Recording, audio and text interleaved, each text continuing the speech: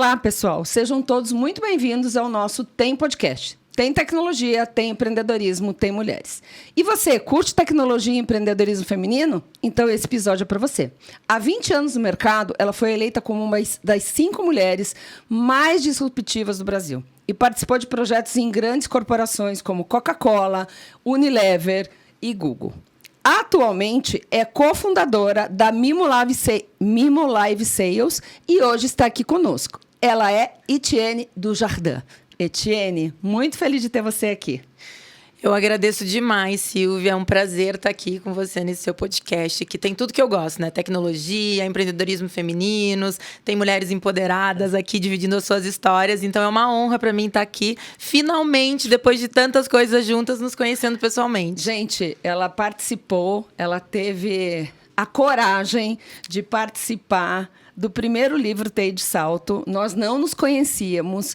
Ela simplesmente confiou, né, no nosso projeto. A Martinha nos apresentou e ela contou a sua história. E aí eu fiquei fã dela e a gente está aqui agora conversando.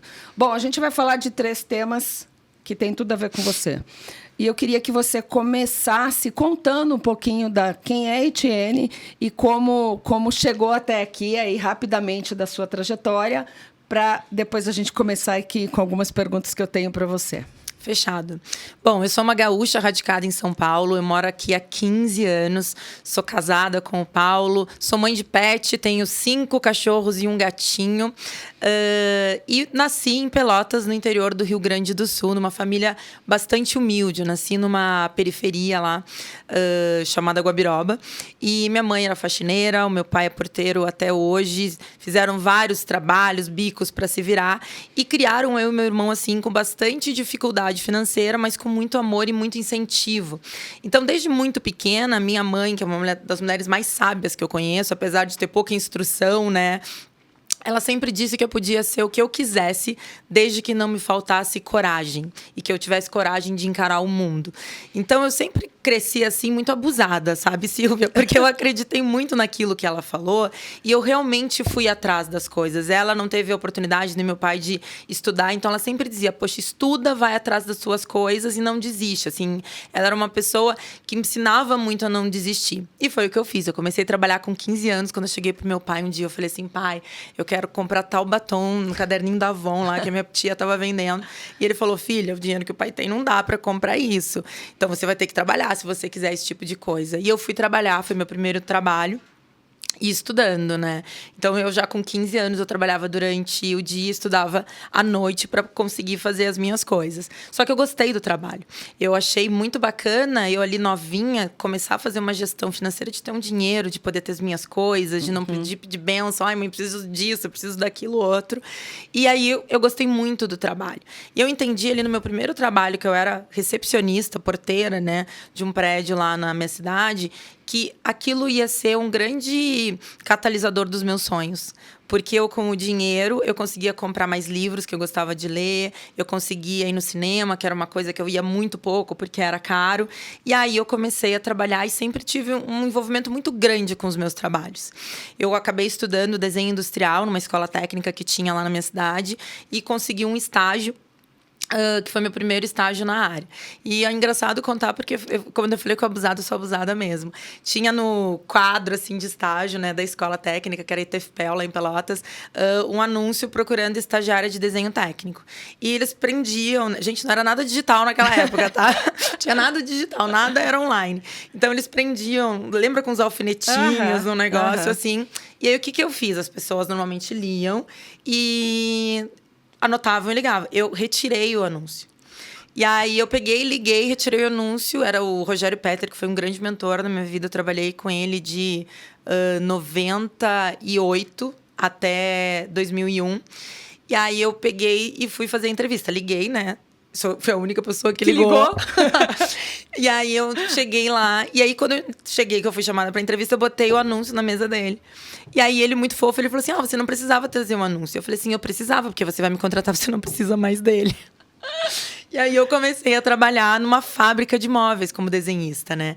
E aí, eu acho que me inspirou, tinha 17 para 18 anos, e que me inspirou muito do que eu sou hoje, sabe? Que me formou de forma profissional, porque eu era a única mulher da fábrica. Quando ele colocou o anúncio, ele mesmo fala que ele imaginava que ia algum estudante da área de edificações, da área de mecânica, e não uma menina da área de desenho industrial, né? E aí eu comecei a trabalhar com ele, trabalhei alguns anos com ele, daí fui para Porto Alegre, de Porto Alegre também trabalhando com móveis, e acabei ali como do céu, caindo na área de publicidade. E aí, sim, a minha conexão começou com a parte de tecnologia. Eu sempre fui uma pessoa muito conectada, né? Eu sou cria dos anos 80. Então, gente, não tinha nada do que a gente tem de tecnologia hoje, mas o que aparecia de tecnologia, eu adorava fazer parte. Então, eu lembro que quando a gente no orelhão, porque já foi uma realidade, quando a gente tinha orelhão e não era mais ficha de metal, e passou a ser cartão, nossa, eu achava aquilo o máximo, eu só queria usar aquilo. Quando uma das minhas melhores amigas teve um computador, eu ia para casa dela, entendeu? Para ficar fuçando, para entender o que acontecia. Então, eu gostava muito de tecnologia, sempre gostei, sempre fui muito heavy user quando aparecia alguma coisa. Eu lembro que com o Rogério, quando eu trabalhava na primeira fábrica lá em Pelotas, eu saía muito para visita técnica. E daí ele pegou e entregou um celular para mim. Nossa, eu me achava o máximo. Tipo, eu era uma das poucas pessoas da cidade que tinha celular. E eu queria muito entender como que aquilo funcionava. Então, eu sempre fui muito curiosa, sabe? De pesquisar as coisas. E eu comprava na banca de jornal revistas que falavam sobre isso, de tecnologia, para entender um pouco mais. E muito mais do ponto de vista de aplicação, sabe? Onde que a gente já está em 2030, né? Que era aquela coisa que a gente tinha, né? Nos anos 2000. E aí eu comecei a trabalhar com agência, e aí sim eu tive uma carreira muito meteórica, vamos dizer assim. Eu comecei a trabalhar com 22 anos, né, em agência de publicidade, e aos 26 eu fui diretora de área de uma grande agência pela primeira vez, que era uma agência do grupo JW Thompson, que ficava lá em Porto Alegre, que era a DCS. E em seguida comecei a ganhar prêmio, comecei a aparecer bastante, assim, dentro do mercado. Porque eu sabia que eu estava para trás, né? Eu tive ali a experiência do desenho industrial, que era um curso técnico, mas eu não tinha graduação, eu não viajava para fora. Eu não estava inserida naquele meio que é muito elitista da publicidade, né? E aí eu comecei a ser bem esperta e pegar um monte de mentores na minha jornada, assim, dizer, olha, me ensina, eu quero ser muito boa no que eu faço, eu quero trabalhar com o que você trabalha. E aí eu, em 2008, quando eu tinha 28 anos, 2 anos depois, eu comecei a empreender pela primeira vez. E desde então eu não parei, né? Então eu tô sempre entre... eu nunca consigo fazer uma coisa só, gente. Às vezes eu vejo aqueles memes que as pessoas falam assim, ai, como que você faz tanta coisa ao mesmo tempo? E daí as pessoas falam, ai, mal feito. Eu falo, ai, gente, isso aí não é pra mim, porque eu faço um monte de coisa ao mesmo tempo e eu gosto de fazer. Então, como eu trabalhei em fábrica, eu aprendi a delegar desde muito cedo. Sim. Então, isso pra mim nunca foi um problema. Então, eu consigo fazer várias coisas, vários projetos, trabalhar. Eu tenho hoje 4 empresas ativas, né, que eu trabalho, então, que funcionam. Então, eu consigo dar aula também, faço mentoria, participo de podcast das amigas, escrevo participação em livro. E eu acho que é muito porque eu tô rodeada de pessoas talentosas e que eu deixo elas fazerem o trabalho delas ao invés de ficar microgerenciando coisas que não precisam. Então, hoje, a Etienne tem vai fazer 44 anos. Eu sou cofundadora da Mimo, que tem 3 anos, que é a primeira plataforma de live commerce da América Latina. E com muito orgulho, hoje a gente tem 65% da empresa formada por mulheres. Uau! Mais de 200 clientes em 20 segmentos diferentes e atuando em 6 países, né? Brasil, Estados Unidos, Colômbia, Peru, Argentina e Chile. Também tenho a Somos B, que é o meu negócio de impacto que eu criei em 2016, que capacita jovens de periferia em tecnologia, design e inovação de forma gratuita, com dinheiro da iniciativa privada, para que eles tenham empregabilidade depois do curso e consigam realmente ter oportunidades como eu tive, né? Sim. E sou cofundadora da Hightag também, que é uma startup de hiperpersonalização de mídia. A gente criou uma engine baseada em machine learning, inteligência artificial, para fazer uma produção em massa de ativos de mídia. Então, a gente produz 250 peças de mídia por minuto, porque a gente desenvolveu um conceito de microtagging, para que a gente entenda com que as pessoas convertem nas redes sociais sem uso de three-party cookie, né? Que é um problema que a gente vai ter. Sim. E também faço parte do board da Rise New York Partners, que é uma agência independente de publicidade em Nova York. Gente, vocês perceberam que eu trabalhei no Unibanco, né? E a gente tinha lá o Unibanco 30 horas. Ela deve ser dessa fase, né? 30 horas tem o dia dela. Porque... e outro dia eu escutei uma coisa. você quer que alguém faça algo, peça para alguém ocupado. Porque a pessoa vai buscar uma maneira de fazer, seja fazendo, seja delegando, seja sabendo para quem ela vai pedir, né, para ser feito aquilo. E é mais ou menos isso. E quando você analisa todas essas empresas que você hoje faz parte, principalmente a parte também de ser professora, que dá esse contato, né, com jovens, que eu acho isso fantástico, quais são hoje, para você, as tecnologias que estão em alta? Você falou inteligência artificial, você falou... Mas a Etienne, olhando esse mundo de tecnologia, esse universo que você sempre foi tão fã e buscou, o que você imagina aí em alta hoje para hoje? Nós já estamos em 2023, vamos falar 2030, já que ela falou 2030, 30 anos atrás. O que você está vendo aí para o futuro? Eu acho que hoje não se discute que a inteligência artificial, que não é uma coisa nova, né, gente? A inteligência artificial ela já vem sendo trabalhada há décadas, mas agora ela chegou num ponto de acesso onde todo mundo está falando disso e a gente está conseguindo colocar a inteligência artificial no nosso dia a dia para pequenas coisas. Então, uma coisa engraçada, gente, eu tô aqui de manga porque tá frio, eu sou toda tatuada. E uma das minhas últimas tatuagens eu gerei através da inteligência artificial. No meu dia a dia, porque eu queria um desenho muito específico e eu falei assim, gente, eu não vou achar um desenho pronto, vou para a inteligência artificial. Então, eu acho que a inteligência artificial hoje é o grande ponto de disrupção do que a gente tem hoje dentro das profissões, dentro da sociedade, dentro do nosso comportamento de consumo, né? Tudo que a gente vem falando, por exemplo, das redes sociais nos últimos anos, na última década, isso é inteligência artificial. Só que não era pra gente, né? Ela era aplicada para as grandes big techs, para o conhecimento do nosso comportamento, para manter a gente lá. Então, a gente já vive a inteligência artificial em função desses algoritmos que são super treinados, né, há muito tempo. Só que hoje isso está acessível. Hoje qualquer pessoa pode usar isso, uma criança para fazer a lição de casa, uma mulher ou um homem para pegar uma receita de alguma coisa que queiram cozinhar, para escolher um corte de cabelo que é melhor para o formato do seu rosto. Então, eu acho que hoje, o nosso ponto de disrupção, como foi a internet lá nos anos 90, vai ser, com certeza, a inteligência artificial.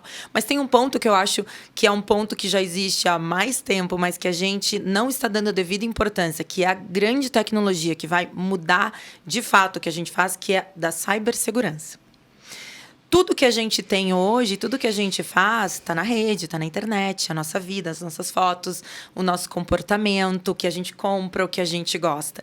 E hoje a gente não dá muita importância para o nosso dado. O Brasil, eu acho muito engraçado porque é muito de comportamento, né? Nos Estados Unidos, para você pegar o seguro social de uma pessoa, que é equivalente ao nosso CPF, você praticamente tem que torturar a pessoa. Você pergunta para ela, porque para que o seguro social? Ela vai falar, por que você precisa do meu seguro social? Gente, a gente bota aqui o CPF para se cadastrar para ir num webinar. Sim. A gente não tem muita noção da questão de proteção de dados e de como a gente está se expondo. Então, eu acho que para 2030 a gente vai ter um crescimento muito grande de entendimento de todas as pessoas sobre segurança da informação, sobre segurança de dados. Porque a gente já está inserido no mundo que o bebezinho entende já como funciona um telefone. Não adianta a gente fugir disso. Sim. A gente não vai voltar para o analógico, por mais... Que a gente... Em algumas coisas fala, nossa, Total. né? Mas a gente não vai voltar por quê? Porque a gente é a última geração. A geração que já veio depois da gente, que é a geração Z, a gente é Y, né? A geração que já veio depois da gente é nativo. Eles não têm isso. De aprender.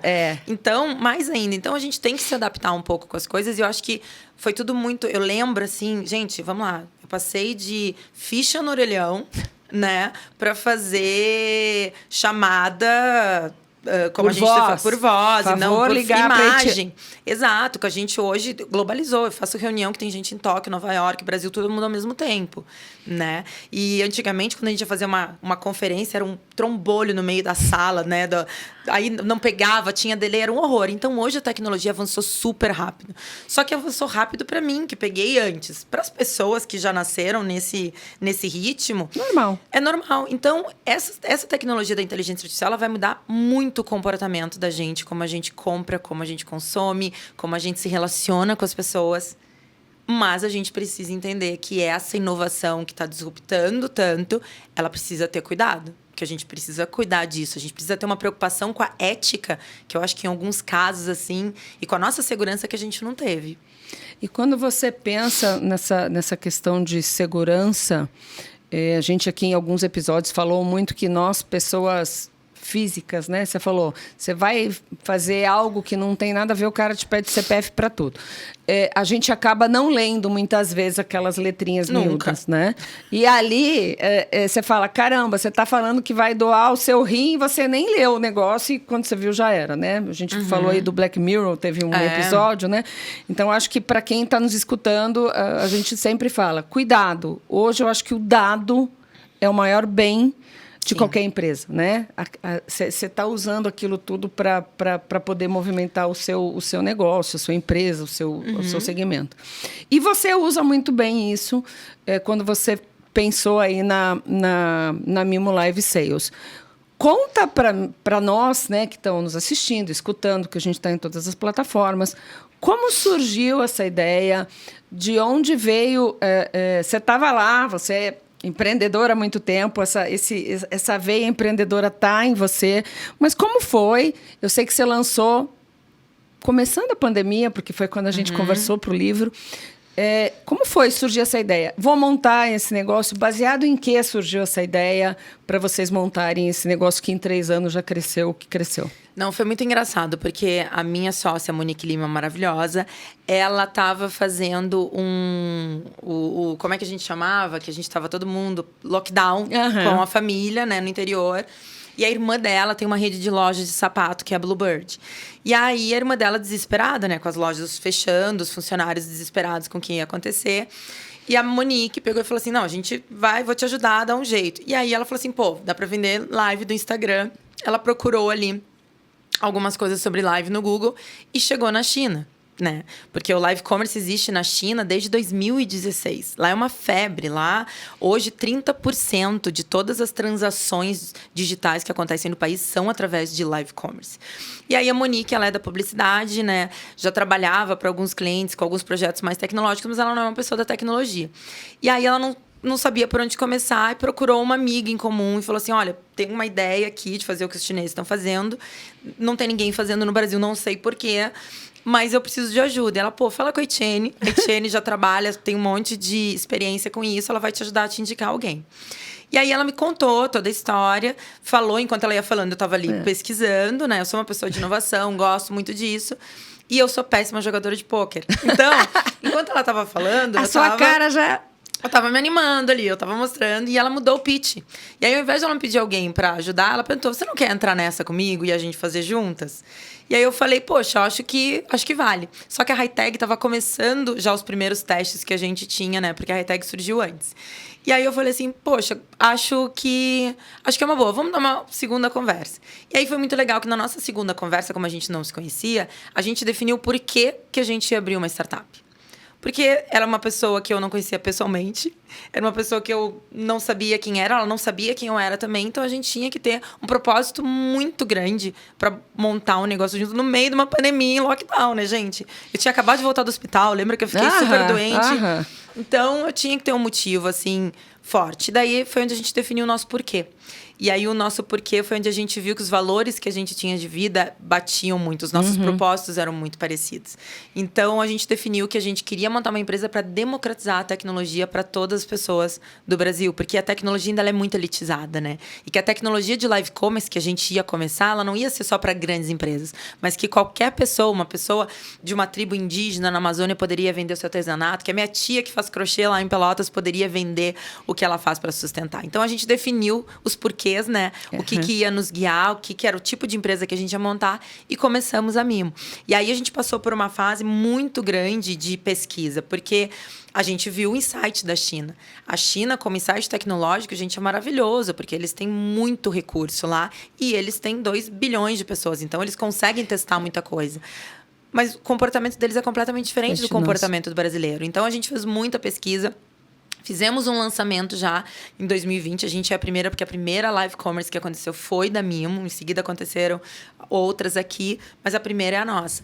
Então, a gente começou a testar. Levantamos várias hipóteses. Dessas hipóteses, a gente foi testando. E 1 ano e meio depois, a gente pivotou. Porque a gente começou exatamente no modelo chinês, que é um modelo de marketplace, onde é um shopping de lives, várias lives acontecendo. Mas a gente viu que o público brasileiro ainda precisar passar por um período de adaptação muito grande disso. Então, a gente pivotou para sermos uma plataforma SaaS White Label, onde a gente embeda a nossa tecnologia nos canais proprietários das marcas, né? No site ou aplicativo. E aí, desde então, a gente começou a estudar muito o mercado brasileiro, tanto do usuário, né? Que é a pessoa que compra lá, o consumidor compra pela live, quanto dos nossos clientes, né? Então, hoje a gente está expandindo e começou uma internacionalização, assim, super sem querer, porque a gente não estava procurando isso. As marcas nos procuraram, porque a gente começou a ser chamada para fazer algumas palestras fora, para levar a Mimo. Porque também, né, 2 mulheres, né, liderando uma startup de tecnologia, de um assunto tão diferente, né, com uma tecnologia de ponta, foi uma coisa que chamou muita atenção, assim, do mercado, de forma geral, né? De comunicação, alguns eventos. A gente fez o Web Summit 3 vezes. Eu fui pro Collision esse ano no palco principal lá também falar da Mimo. Então, pessoas começaram de outros países a enxergar a gente como um líder ali do segmento, que a gente fica super feliz. E a gente começou a expandir. Então, foi assim, a ideia veio da Monique, o insight veio da Monique e a gente juntas construiu. Gente, uma empresa 100% mulher, hein? Olha, 2 mulheres na liderança. E eu fico bem feliz de contar que hoje a Mimo, ela tem 65% das pessoas, a gente tem 45 pessoas, são mulheres. 55% são pessoas LGBTQIA+. 35% pessoas negras e 75% das nossas lideranças fazem parte de um grupo vulnerabilizado.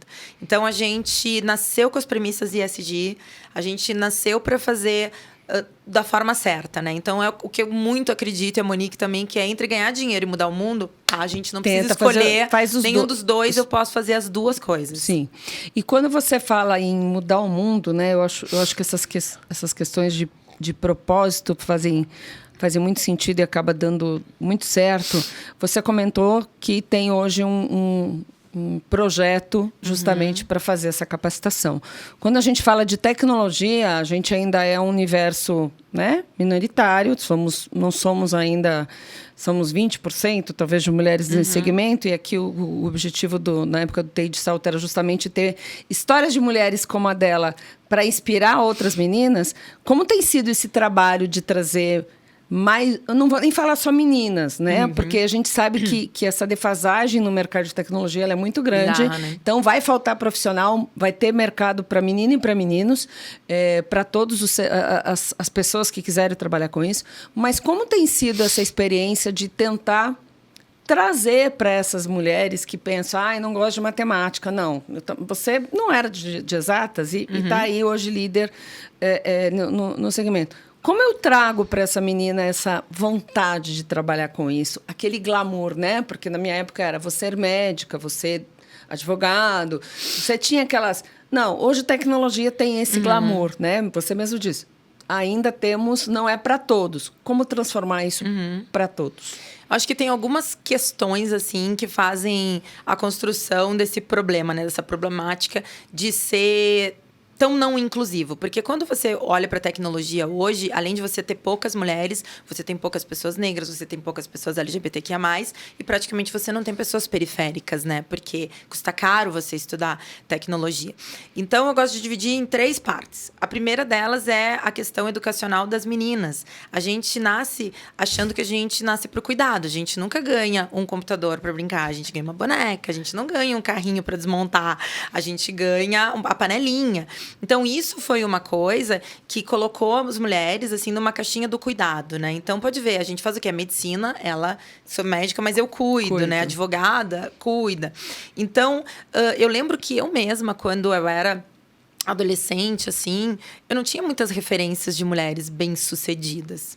Eu lembro que uma vez eu estava vendo uma novela, gente, pra vocês verem que eu sou antiga, né? Chamada Rainha da Sucata. Que eu amava, porque ela morava em São Paulo e ela tinha como se fosse uma cobertura, assim, ela mandava em todo mundo. Eu falava pra minha mãe, assim, eu nem era adolescente, eu era criança, eu dizia assim, mãe, eu quero ser que nem ela. E ela falou assim, você quer ser rainha da sucata? Eu falei, não, eu quero mandar em todo mundo. E aí, mas tinha muito isso da minha mãe, lembra que eu falei lá? De me incentivar, de dizer que eu podia ser. E aí, eu acho que isso foi fazendo eu acreditar que eu podia ser. Então, quando não tinham outras mulheres fazendo, a minha mãe fazia eu acreditar que eu podia estar lá. Se eu dizia, nossa, que legal esse cara fazendo isso, ela pode fazer também. Então, isso fez muita diferença na minha vida. Eu acho que a segunda coisa é o ambiente, né? Eu fui uma menina que chegou numa fábrica onde só tinham homens. E foi muito difícil me fazer ser respeitada. Por várias vezes eu ia chorando para casa porque os caras eram né? Não vou nem falar o que era aqui. E eu era uma menina, eu tinha 17 para 18 anos, entendeu? Assédio moral, assédio sexual, sabe? Faziam tudo que podiam, basicamente, para que eu não estivesse naquele lugar. Era como se eu não pertencesse ali. E aí, onde eu falei do Rogério, que foi um dos meus grandes mentores. O Rogério, ele foi uma outra pessoa que não me deixou desistir. Eu nunca vou esquecer o dia que eu estava chorando, porque um menino foi grosseiro, normal. No chão de fábrica, porque eu disse que eu fazia desenho técnico. Então, quando eu fazia um desenho, eu queria que o produto tivesse exatamente como eu desenhei. E ele falou que não dava. E aí eu cheguei pro Rogério, eu falei assim, ele falou que não dava e foi super estúpido comigo, eu chorei no trabalho. E aí ele falou assim, Etienne, vamos lá, você sabe se não dá mesmo? E eu falei, não sei, porque eu faço desenho técnico, eu não sei como é para soldar. E ele falou, então você vai aprender. Porque você só pode dizer para uma pessoa fazer de um jeito ou de outro se você souber como faz. E eu fui fazer um curso de solda no Senac, de MIG e TIG, para aprender para aqueles nunca mais dizerem que não podiam fazer alguma coisa. Dá para fazer? Aí, dá para fazer. Dá para fazer. Então, quando eles diziam para mim assim, não dá para fazer, eu falei, me dá solda aqui, querido. Entendeu? Deu para fazer. E aí, o ambiente é muito hostil para as mulheres em muitos ambientes. E na tecnologia não deixa de ser também. Então, o que a gente precisa fazer? A gente precisa de mais Rogérios Peters, que vão dizer assim, não desiste. Vou te preparar para isso. E, obviamente, ele foi lá, e ele era o chefe, foi lá, se impôs, falava o que não era para fazer. E hoje, a gente, às vezes, tem ambientes que ocorrem as piadinhas, ocorrem esse tipo de assédio, e as pessoas não falam nada. Então, tem essa questão da gente ser incentivada, tem a questão do ambiente. Eu lembro que eu tive um professor de eletricidade, né, na escola técnica, que a gente, como ela era uma escola técnica, o primeiro ano você tinha aula de tudo para depois escolher. E daí, nesse primeiro ano, as minhas melhores amigas, que são minhas melhores amigas até hoje, elas estudavam comigo, né? Então, a gente tinha 15 anos ali, a Annelise e a Fernanda, e a gente começou a conversar na aula. Tinha 15 anos, quem que não conversa numa aula chata de eletricidade? E aí, a gente era poucas meninas, né? E aí o cara pegou e era um vestibular super difícil de entrar, assim. A gente já estava lá no raio de ter entrado. E aí o professor, pegou... Nunca vou esquecer, um calvo bigodudo. Aposto que é Red Pill, né? Aí ele pegou, olhou pra gente e falou assim... que tá boa a conversa, só que aqui não é lugar de conversa. Por que vocês não vão pro Senac fazer corte e costura ao invés de ficar aqui? Nossa, a gente ficou abalada. Tipo, foi o professor, que devia estar nos acolhendo ali, falou um negócio desse, né? E aí, até as instituições não acolhem as mulheres para esse tipo de preparo. Sim. É normal você ver mulher entrando em engenharia de software, análise de sistemas e não aguentar o curso de tanto machista. Sim. Pelos colegas e das próprias instituições. Então, tem essas duas coisas e tem uma terceira coisa, que é a falta de referência. Então, hoje, as meninas, elas têm referência. Tem você como referência. Tem a Monique, minha sócia. Tem aquelas mulheres maravilhosas que escreveram o livro. Que foram mulheres que eu falo... A gente teve que engolir um sapo, gente, de perna aberta, entendeu? Pra mulherada andar hoje, a gente correu, entendeu? Então, eu acho que a questão da inspiração... Porque eu, quando estava lá atrás, eu não tinha muitas mulheres para me inspirar. E aí, eu lembro que uma vez eu li uma revista Cláudia... E eu vi o nome de uma mulher que ela era presidente da Microsoft. E aí, eu falei, nossa, é essa mulher que eu quero ser, entendeu? E a matéria, ela falava que ela tinha tido uma gravidez... E que ela ficou 9 dias em casa. E aí, eu falei, que coisa horrorosa, né? Para ela conseguir, não quero ser mais. Para ela conseguir estar nesse lugar, ela teve que abrir mão de muita coisa. Mas aí depois começaram a aparecer outras. Apareceu a Sheryl Sandberg, que era do Facebook. Depois foi aparecendo a Belinda Gates, que fez muita coisa. E teve algumas outras instituições. E eu fui me sentindo muito mais acolhida, sabe? E hoje eu acho que as mulheres, as meninas, elas... estão num lugar diferente do que eu estava, do que tu estivesse. Muitas mulheres na casa dos 35 mais estão. Porque hoje elas têm mulheres muito empoderadas dizendo que elas podem ser, sim, o que elas quiserem ser, incentivando elas para esporte, para tecnologia, para medicina, para matemática, para o que for. Hoje elas têm ambientes que estão mais preparados, porque tem mais mulheres. Apesar de ainda ser muito pouco, ainda tem mais mulheres para que elas consigam serem acolhidas nesses lugares, grupos, né? De apoio. Grupos. Gente, a gente hoje tem o TI de Salto, eu tenho Desenquadradas, tenho Ela Se Leva, eu tenho vários grupos de mulheres empreendedoras, de mulheres na tecnologia, a gente se ajuda e se apoia, sabe? Então, eu acho que hoje a gente tem uma oportunidade muito grande, principalmente para essas novas gerações de meninas, de ter um mercado mais equânime. E a gente também aprendeu a educar, que não adiantava educar só as mulheres para serem super poderosas. Tudo. Porque a minha mãe me educou para ser, eu digo, uma patrola, né? Mas as mães dos meninos não educaram eles para uma mulher assim, né? E hoje já está um processo de... Hoje de já todo... existe um processo de parentalidade onde os meninos estão sendo educados também para... Isso de menino não chora, gente, eu acho a coisa mais cruel que fazem com os homens ever. Porque fazem eles ficarem reprimidos totalmente de sentimento. Então eu falo, gente, até a macharada não é escrota porque quer, entendeu? É porque vem aqui um sistema que diz assim, você tem que ser desse jeito. E não é saudável para eles. Cultural, e não é saudável, né? Pra gente. É algo que a gente está tentando...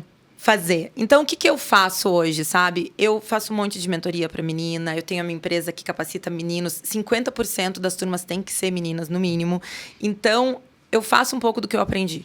Eu incentivo as meninas dizendo que elas podem ser o que elas quiserem, qualquer coisa, entendeu? Basta que elas tenham coragem, basta que elas estudem para isso e que não desistam. Só que, diferente da minha época, elas têm outra menina para dar a mão ali e não se soltar.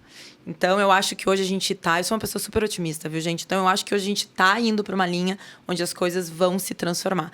Apesar das vezes a gente achar que dá 5 passos para frente, 10 para trás, eu acho que hoje a gente tá num lugar muito melhor. Falta muita coisa para fazer? Pra caramba. Mas ainda estamos num lugar bem melhor.